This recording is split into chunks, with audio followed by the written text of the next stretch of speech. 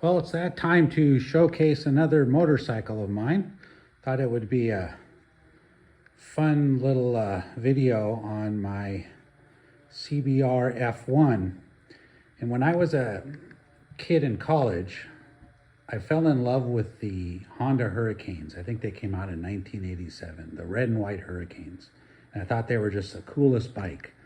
But I was shopping for my first real big boy motorcycle, and I figure I wouldn't last long on one of those Hurricanes, so I ended up buying a VLX 600 Shadow. But secretly, I always wanted one of these. And as the Hurricane line matured, I guess you would say, they went into this red, white, and blue paint scheme, which I just fell in love with. This is just super, super nice to me, and I don't think they made it many years. So I looked for the right bike, and I found a few, but none were. They get kind of beat up, and these plastics are really hard to find. So this one is just, for the most part, are all original, super clean. The plastics are nice. And I don't know if there's a little nuance of if this is the last year of the Honda Hurricane or the first year of the CBR F1, but this is a 1989 model. And a lot of people will call this a Honda Hurricane, but I prefer to call it a CBR F1, just because it doesn't really have the Hurricane labeling on it anymore. And CBR stands for City Bike Racing. It was, if you go back to the old CB 750s, the CB was kind of a Honda thing.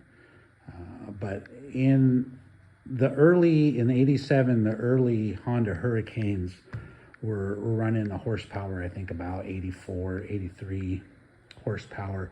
And then in 1989, they fiddled with the cams and the gearing, and they stiffened the frame. And now these, 1989, the F1s were the first year where they bumped it up to 93 horsepower. And what that means for the average rider back in 1989 was pretty spectacular. These days, probably not so much, but I'll tell you what, if you want to ride around town, 3,000 RPM, 4,000 RPM, it's a very tame bike. It'll do what you want it to do, but I don't know what happens at around 6,000 RPM if this thing opens another jet. But it's just the front end lifts off, and you're headed to wherever you're headed. And it's just a cool bike. And they called it the Jello mold because back in 1987, this was the first kind of full fairing type of bike. And I took the liberty to take off some of the fairing so you can kind of see. I'll give you a quick tour of the dash and everything, but let's, then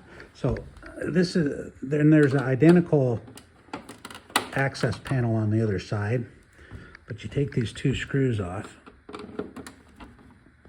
that, put this back in my pocket, and you take this off, and then you have access to, some fundamental areas of the bike.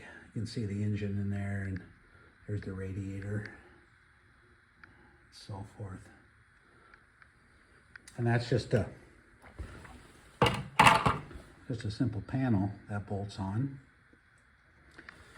And then if you want to get to the battery, which is underneath here, and I have a story I'll tell you in a minute about this, but there's a little quarter turn you take off there, and then that just comes off.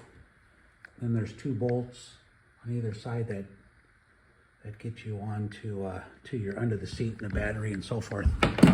This is your fuel pumps underneath there, and all your electronics and relays are there. So the story is that, in fact, just last month I was riding this out to the end of the driveway, and she quit. The whole thing just quit. And my fuel pump started drawing too much amperage and blew the fuse, which is underneath this panel here, which is held on by Allen screws, which I didn't have an Allen bolt. So I just drilled up a little Allen bolt on the keychain so I could get to my fuse box. And then I thought, well, what happens if I need to charge my battery? Or if I need to get to my battery? there's these bolts right here. So what I did was I taped a little wrench on there so I could get to my battery in a pinch. So let me pick these up and then I'll show you the dash and we'll start it up. Oh, and I appreciate it if you subscribe to my channel. I got a lot going on this summer, so it'll be a lot of fun things to look at. So that would be cool if you could do that. Okay, so we go over to the dash.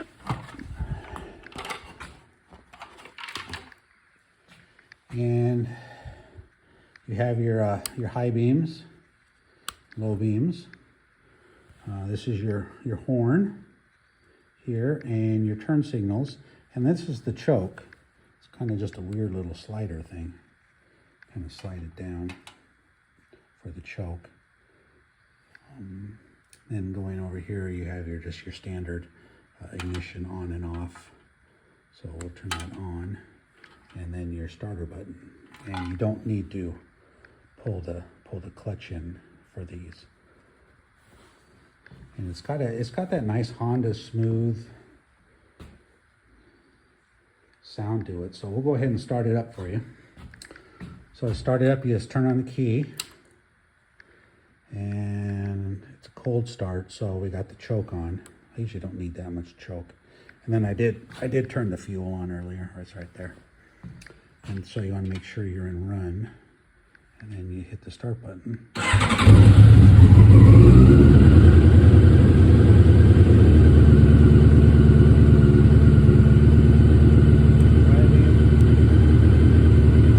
got a little temperature gauge on it.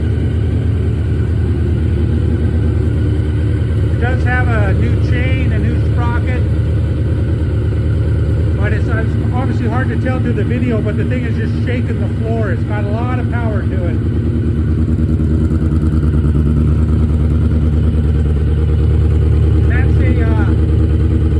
That's a add-on muffler you could have bought at the factory. You bought the bike, clutch and so forth.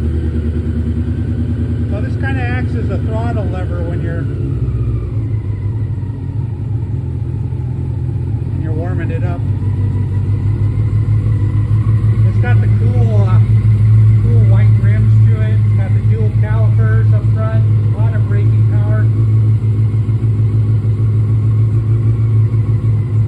Got your air induction. It is water cooled. You can see the radiator in there. And it's super clean. I keep it really clean.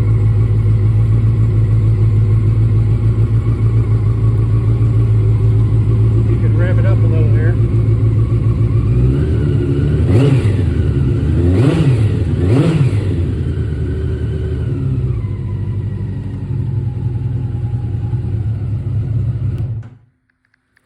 But anyway, like I said, you get that RPM up to about 6,000-7,000, and it just takes off. It's just really fun, and you just, you can lean this thing over, take it around the corners. And it's not like super powerful, not like an F4. You're gonna kill yourself on. It's got new tires and such. So I chose this bike because of the seat. It came with, and I don't know if it's this original seat. I mean, I know it's not original, but I don't know how old the seat cover is. But it just perfectly matches the red, white, and blue. So it's just fun to take out on the 4th of July and cruise around, show it off. So anyway, that's my 1989 CBR F1 with about 26,800 miles. Super clean, super nice.